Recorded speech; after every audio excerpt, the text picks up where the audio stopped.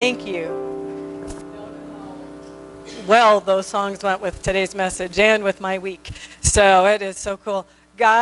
Children, you are excused to go down with Miss Jessica. She is back there. If you are fourth grade and younger, go on down or over. Get used to saying that.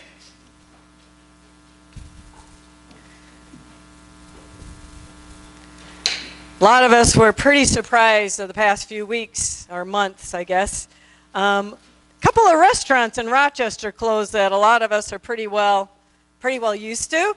One of them, I mean, every Friday night or Saturday night with my friends, I'd end up at till wee hours in the morning having coffee and food and explain my larger physique back in those days. But Perkins and Baker Square both closed in Rochester fairly recently.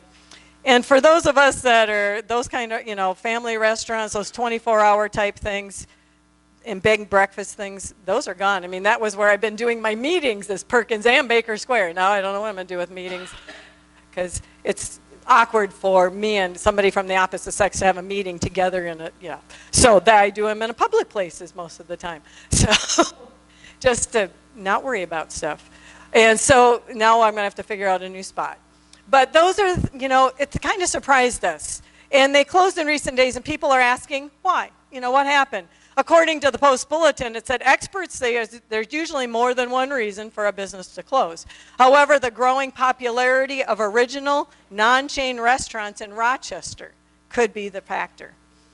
The owner of the restaurant supply company said, I think people are maybe tending toward local places and good food. It's kind of the reverse of the Walmart syndrome. People didn't support local stores. They went to the big stores, but now it's the opposite. They're not supporting the chain stores, the chain restaurants. They're supporting the smaller ones.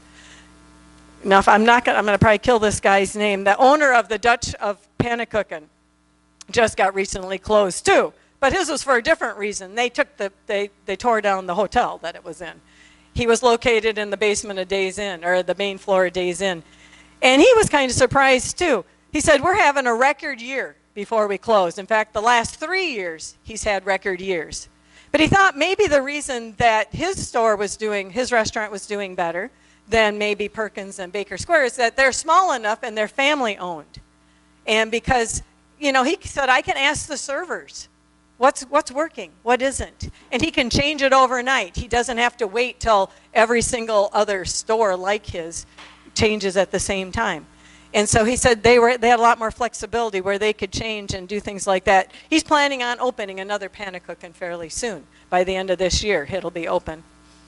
We can only guess at the whole story behind the closings of these two restaurants, but we can be reasonably sure it had something to do with money. Money makes the world go around. True or false? I heard both. Yeah. This phrase was made popular a while back with a movie that, it was kind of, I didn't like the song that's why you're not listening to it. It's pretty awful, actually, what's in the music. It's from the Cabaret with Liza Minnelli was singing this song. And it's kind of a dark song, actually. It talks about the power of money. If you're rich, basically the song says you can do anything you want. If you need this, you just go get it. If you need this, you just go get it. Not all the things they were talking about were things that are good things for you. The other part is if you're poor, you recognize the power of money because you don't have it. You go hungry. It's knocking at your door. You can't pay the bills. You're out in the cold. There's two different sides to that. And to some extent, the statement is pretty true. You have to have money to live. You have to have money to buy food, to buy your shelter, to get from point A to point B, especially those of us out here in the country. We can't get to work without spending some money. We have to get some gas. We have to have LP for our tanks. There's a lot of ways that we need to have our finances in order. However, in today's world, it could be said that we're a little bit or a lot too preoccupied with the notion of acquiring wealth. So much so that the other aspects of our life kind of take second place.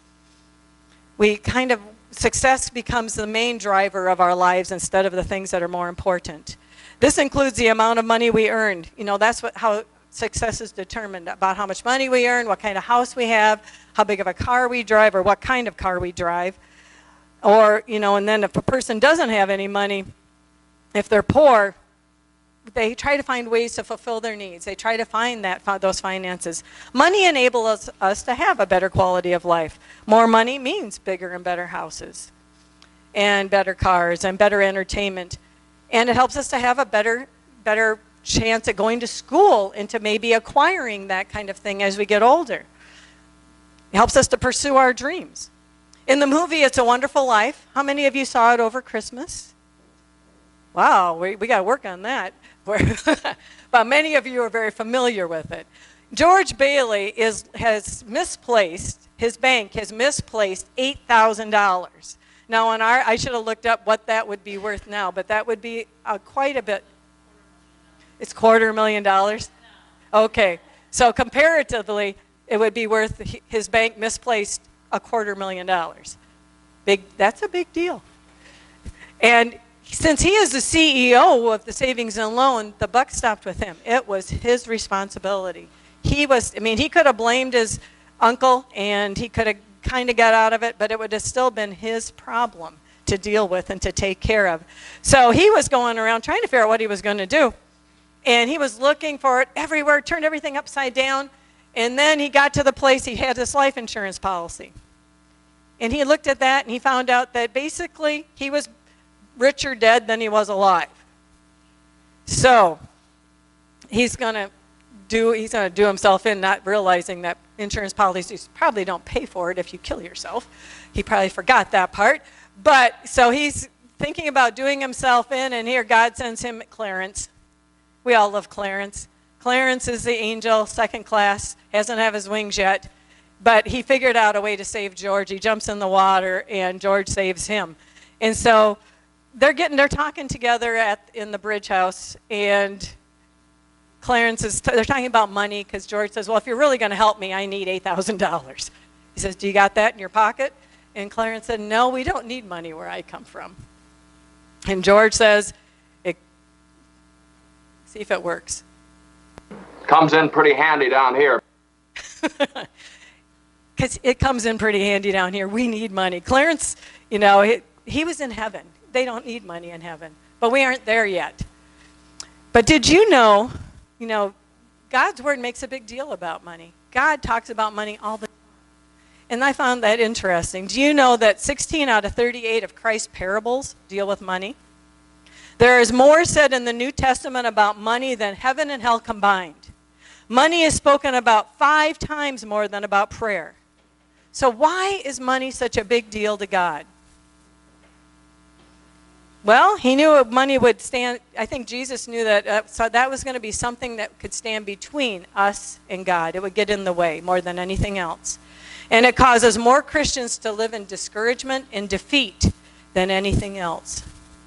I would dare to say, if not all of us, most of us would like to do a better job handling our finances. There are some of us here that have their futures financially secure, or they have everything laid out. They've got all their retirement. They're pretty well set. They think they've got everything taken care of.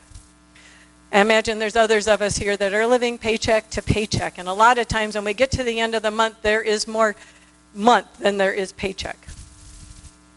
So we all understand that. Money is powerful. Either it will master you or you will master it.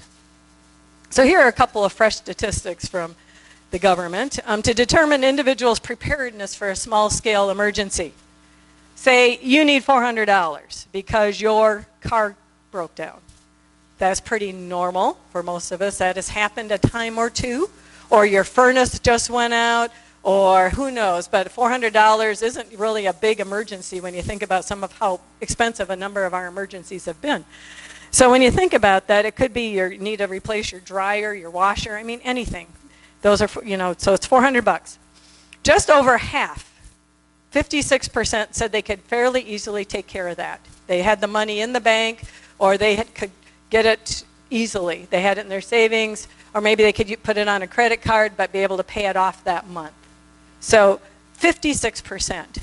So that leaves, who's good at math, how many can't do that? 44, almost half too. 44% of the people said they would have to borrow or they would have to sell something, or they would just not have it. They didn't have that kind of money set aside for an emergency. Similarly, 59%, well, and it depended on, it obviously depended on how much money you earned. The people that earned less had a bigger percentage of didn't have the money. People that earned more obviously would have that a lot easier. It also depended on the ethnicity. If it came across ethnic lines as well, which I found peculiar. But it said that 59% of white respondents said that they would be able to pay such an expense using cash or its equivalent, while only 37% of Hispanics and 33% of black respondents could say the same. So they wouldn't have the money on hand. Over a quarter would borrow from friends or family, and like I said, a number of them would end up selling something or get a payday loan or a bank overdraft or a bank loan.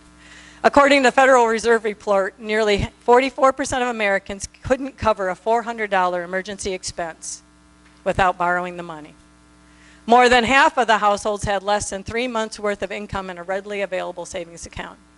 And even more alarming, 30% of all the respondents report having no savings account at all. Also, it says that total household debt rose by $193 billion. This was from 2017 to 18, to an all-time high of $13.15 trillion at year-end of 2017.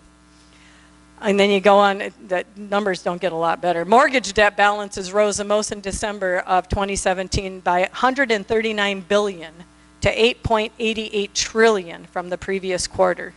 Credit card debt had the second largest increase in 2017 of $26 billion to a total of $834 billion of credit card debt in the United States. That's a lot of debt. Those of us that are Christ followers, we should be really good examples, right? We shouldn't have any of these problems. We shouldn't have any balances on our credit card at the end of the month. We shouldn't have any debt because we know everything, right? There, now we got the sarcasm. I wrote, just in case you didn't get it, I was going to tell you it was sarcasm. In our heads, we actually know the truth. We know what we're supposed to do. We know all those things.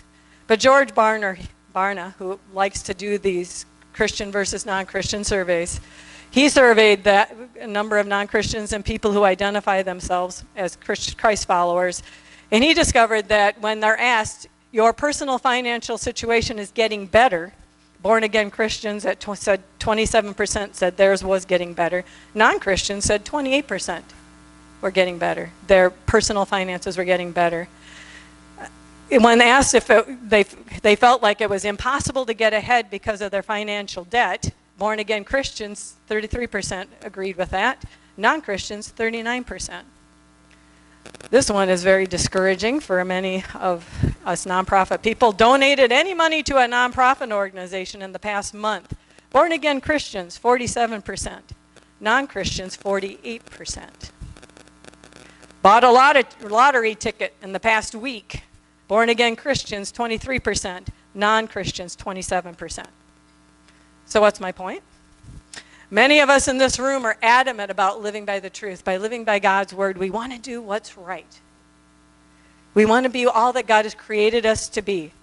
But we're living in defeat in one of the most important areas of our life. Over the next 4 weeks, we're going to investigate the truth of God's word and hopefully help you to get a better start to financial freedom for the next coming year. So I want to challenge you to hang in there with me over the next few weeks. I mean, it's going to talk to me too. I'm not the best money manager either. And another great resource we're going to be offering, as I said in announcements, will be Dave Ramsey's Financial Peace University. It's a great resource, and when you practice the principles taught in that course, you will either come to a place of financial freedom and have control over your money, or money will either have power over you, or you will have power, and you will be able to harness that power for good. It's going to be one or the other. This morning we're going to look at a story in the Bible that illustrates the power of money. In this case, the money controlled the person instead of the person controlling the money. We're going to be looking at Luke 12, 13 to 21. I guess it's up there. I don't know why it looks like that. We're trying to figure this out, but be thankful it's up there because it wasn't going to be for a while this morning. It's been quite a thing with the PowerPoint. Then someone called from the crowd, "Teacher, please tell my brother to divide our father's estate with me." Jesus replied, "Friend, who made me a judge over you to decide things like that?" Then he said, "Beware, guard against every kind of greed. Life is not measured by how much you own." Then he told them a story. A rich man had a fertile farm that produced fine crops, and he said to himself, "What should I do? I don't have enough room for my crops." Then he said, "I know, I'll tear down my barns and build bigger ones. Then I'll have enough room to store all my wheat and other goods. And I'll sit back and say to myself, 'My friend, you have enough stored away for years to come. Now take it easy, eat, drink, and be merry.' But God said to him, 'You fool, you will die this very night. Then who will get everything you worked for?' Yes, a person is a fool to store up earthly wealth, but not have a rich relationship with God." So as we look at those verses, we're going to kind of look at different ones. In verse 2, we're going to start at the beginning. It says, "Then someone called from the crowd, 'Teacher, please tell my brother to divide our father's estate with me.' And Jesus replied, 'Friend, who made me judge over you to decide such things as that?'" So when you look at that request, the young man in the crowd revealed 3 fatal errors in his thinking. First, he revealed that Christians today make these same 3 mistakes. First, the one is wanting Jesus' endorsement and not his guidance. Notice he didn't ask Jesus for any counsel. He didn't ask for what should he do. He said, "Teacher, I tell my brother to give me my cut. I want it, and I want it now, and I want it to be fair, and I want it." He didn't say, "What should I do with it? How should I go about it?" The second error is he wanted Jesus to change his circumstances, not his character. "Make my brother give me what I want." He didn't say, "Make me a better brother, make me forgiving, make me patient, make me kind." He didn't say, "Look at how I'm acting." He said, "Fix my brother." A lot of times we'd rather fix the other person or fix the circumstance than we want to look at what's wrong with us. The third error is in wanting to deal with the symptom and not the problem. The symptom was, I want my share now. The problem was greed and covetousness. He's worried about his brother having more than he has. I want it, and I want it now. I don't know how many of you ever did as kids. There were 6 of us in our family, and Grandma would always bring us a bag of candy. What would you have to do in your family? Danae? Fight over it? No, we didn't do that. We wouldn't have got our candy. Yep, divide it up. I was the oldest, so I got to do that. I'd have to pour it out and give one to that one and go all the way around, make sure everybody had the same amount. It wasn't so bad when the 2 youngest ones were too little for candy, but when it got divided 6 ways, it got to be a lot less candy every time. But Grandma, they always trusted it, and that was something we looked forward to. But we're all like that. We don't want anybody to get any more than we got. And our culture is kind of like that too.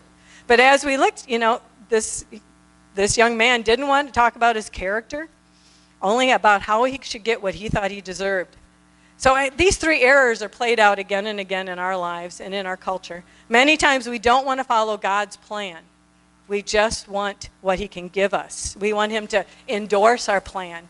We might be praying, "God, bless, I want to do this, bless it." Instead of, "God, show me what you want me to do." It's a big difference.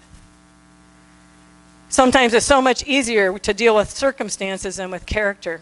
We don't want to look at why it's difficult for us to hold down a good job, or why we're spending the money we don't have. We don't want to wrestle with character issues of why do I feel like I have to keep spending when I don't have the money? What makes us be impulse buyers? If it feels right, we just do it. Most of us would rather deal with symptoms and problems. It's hard to get to the root of a problem, and it often goes a lot deeper than lack of funds. That's why debt consolidation is so popular, because you put all your debt together and they give you one low payment. But then you think you have all this extra money to spend, and then a lot of times you go right back in there and you make more debt on this side. And then a few years later, you got to do that all over again. if that works that way. I've never tried that, but I've heard that. But that's why it's so tempting for people to do, because it makes it look like life's going to be so much easier if we do it that way. So let's continue and look on the rest of the scripture. It says, money is difficult to master because it promises things that it can't deliver. It allures us with things it really can't deliver. Money promises that we are in control of our lives. Verse 18 said, then he said, I know I'll tear down my barns and build bigger ones, and then I'll have room enough to store all my wheat and other goods. 3 times he used the word I. I will do this. I will do that. I am in control of my life and my destiny. I am the master of my fate and the captain of my soul, as the old poem says. We often feel that if we get enough money, we can have genuine control over our lives. Money promises that, but it really can't deliver that. It can't deliver on the most important things in our life. It doesn't matter how much wealth you accumulate, there is only one who is genuinely in control, and we are not him. Second, money promises security throughout our lives. Look at verse 19. I'll sit back and say to myself, eat, drink, and be merry. Another of those false appeals of money is that if you accumulate enough of it, you will have security. No way. Be nice, but no way. Actually, it wouldn't be nice because then we wouldn't depend on our Father. There's a lot more to security than just a pile of money. Howard Hughes, when I was growing up, really intrigued me. When I was a kid, he was like the richest man in the world. And he was worth a ton of money. Actually, $3.8 billion in our money now.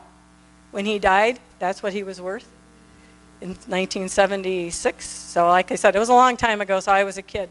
But he had a lot of money. And he owned airlines, he built airplanes, he owned this great big Spruce Goose plane thing that he was kind of a bomb. But he gained a reputation at the end of his life as a recluse. He ended up he owned the Desert Sands Hotel, and that's where he lived. And he lived there all alone. He lived there with no family, no friends. He let his hair grow. He didn't bathe for a long time. He had really long fingernails, rotten teeth. His hair was falling out because he died of kidney failure. So his body was disappearing. He was a drug addict. He had been a playboy. He had lots of women on the side in his younger days. And he had an obsession with germs, which some of that doesn't even work together. But as he came to the end of his life on April 5th, he weighed only 92 pounds. This is a grown man. And even with his billions, he was not happy. All the money he had didn't give him security, didn't make him feel good about himself. He died a very lonely old man. In fact, he didn't even have a will. So he didn't want any of his relatives to get his money.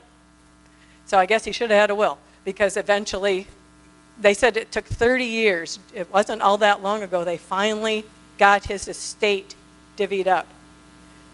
And I thought, wow, that's a sad person. Charles Swindoll says it this way: money can buy medicine, but not health.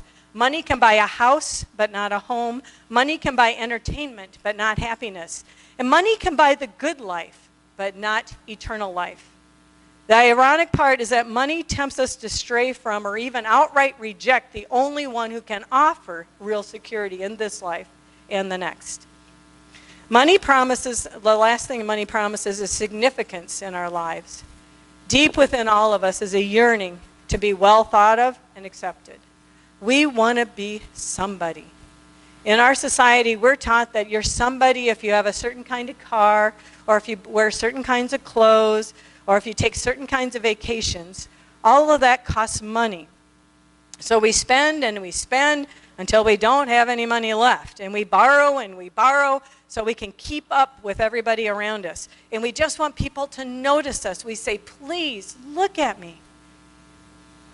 The good news is that we're already somebody. And Peter, he wrote, for 2 Peter wrote, you are a chosen people. You are royal priests, a holy nation, God's very own possession. As a result, you can show others the goodness of God. Jesus Christ, the Son of God, was willing to pay his life in exchange for ours. Our worth was established on Good Friday when Christ went to the cross for us. When we understand that, it changes everything about even our spending habits. We have nothing to prove. Finally, money promises satisfaction for our lives. If I can just have a little more, I will finally be happy and fulfilled. People are consumed by the never-ending quest for it. If I could land that job, I would have made it. If I could buy that car, I would own it. And if I would never want for anything again if I would just have it. And this happens all phases of our growth cycle. I was with the young people a while ago. And what kind of phone do you have? Your clothes aren't this. Your clothes aren't that. You aren't, and they just were comparing back and forth who had what and how much it cost and how good it was. And I thought, I just want to, and then vehicles too. I remember my friends, cars were a big deal. What kind of car do you drive? I thought, I just want one with 4 wheels that runs and goes from here to there. I don't care. That's why I still don't care. Just, I know what color mine is, and that's about all, that it works. But we get so involved in those things that really have no meaning. And in the end, in 100 years from now, they're going to mean absolutely nothing. They're just going to be gathering dust or rotting in the ground. But what the biggest worth is, when we finally do get it, after a while we think that wasn't it after all. Do you know what it is? It is knowing God and doing His will with the people you love. That's what it is. That's it. That it never gets boring. That it is available to the pauper as it is to the rich man. One of the greatest it's for me is seeing someone come to salvation in Jesus Christ. There is nothing more cool than that. Another wonderful it for me is having my husband at over 32 years still look at me with that gleam in his eye and making me feel special. That's it. Or another it for us is seeing our children become godly men and women and leaders and to be happy. No matter how hard you work and what degree you receive or any other thing that signifies success to you, if that is all you're living for, you will never find it.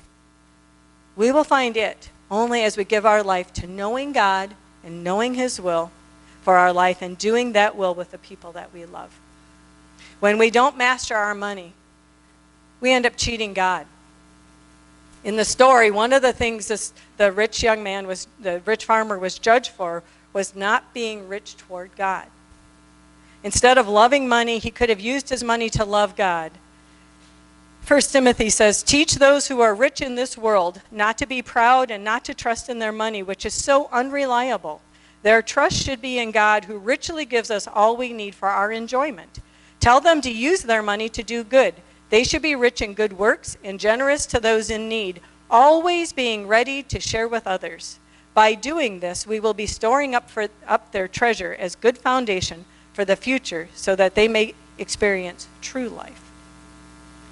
And then we cheat others. This farmer never realized that with God's blessings comes responsibility. And God wanted him to use his financial success to help other people.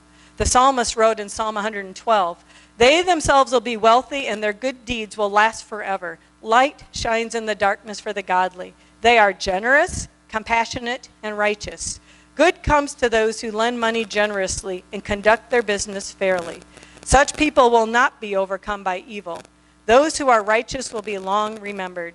They do not fear bad news. They confidently trust the Lord to care for them. They are confident and fearless and can face their foes triumphantly. They share freely and give generously to those in need. Their good deeds will be remembered forever. They will have influence and honor. Many of those things in Psalm 112 are intangibles. Many of them had nothing to do with money, but with character, with lifestyle. We are given so much so that we can give to others. We also cheat ourselves. If you continue on in chapter 12 of Luke, if you continue on in the verses in Luke chapter 12, Jesus ties this parable to a discussion on how not to worry. Isn't that cool? If we're generous and giving and we trust God, we don't have to worry. Here's the irony. Jesus is saying that if you live with the same priorities of the rich fool, you're going to miss out on real security. Genuine significance and authentic satisfaction, and your life will be one of worry, because you'll always worry about the stuff you got or the stuff you don't have yet, or if you're ever going to get it or get far enough ahead, or if you ever have enough. In the 2004 Olympics, a man named Matt Emmons had the gold medal in sight. He was a sharpshooter for the U.S. Olympic team. And Matt Emmons was focusing on staying calm because he basically had the gold medal in the bag. He really didn't have to worry about it. All he had to do was get close. He didn't even have to hit it in the middle. There was really no pressure on him. He just needed to stay calm and focus. So he was one shot away from claiming victory of that gold medal in that event. And there he go. In what is described as an extremely rare mistake in an elite competition, Emmons fired at the wrong target. He was in lane 2, and he shot at the target in lane 3. And he missed. Obviously, he missed his target, and he got a big fat 0 for that round of competition. Instead of getting first place, and he was so good, he actually still placed. He's placed 8th, but he still was in the top 10. So obviously, he would have had a gold if he'd have hit the right target. He discovered it doesn't matter how accurate you are if you're aiming at the wrong goal. If one of your expectations or goals this coming year is to be more financially responsible, a great place to start is to begin the journey is with those 9 lessons of Financial Peace University. It is a 9-video course. It takes 9 weeks. Last time we did it, we met on a Sunday evening or afternoon, and that worked pretty well. We provided childcare, and we would be glad to do that again. We do need to know that there's people that want to do it and all that kind of stuff. But I am one of the facilitators trained to do it, so we could do it again. But I would really recommend that, and we're going to have Dave Ramsey invite you, actually, or tell a little bit about it. What would happen if the people of God started handling money God's ways?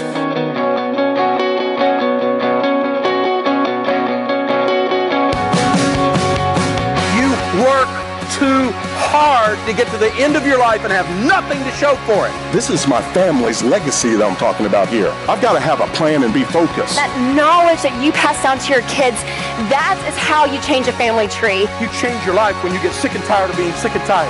And you have that moment where you say, I've had it. I am not going to live like this anymore.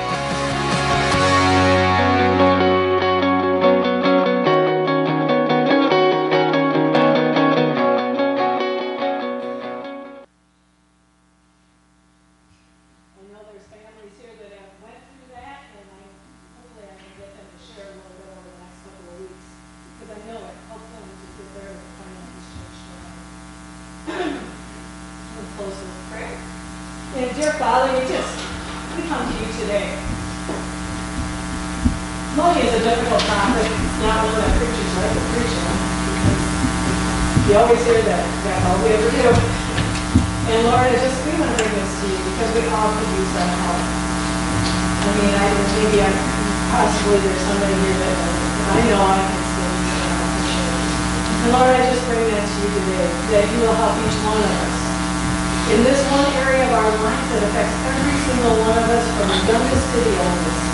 Because money is something we all need, we all use, we all have to have. But Father, you give it to us in proportion to how we can use it. Father, you give it to us so that we can bless others. You give it to us so that we can provide for ourselves and our families. And Lord, you ask us to be responsible with it. You ask us to manage it well. You ask us to always keep you first.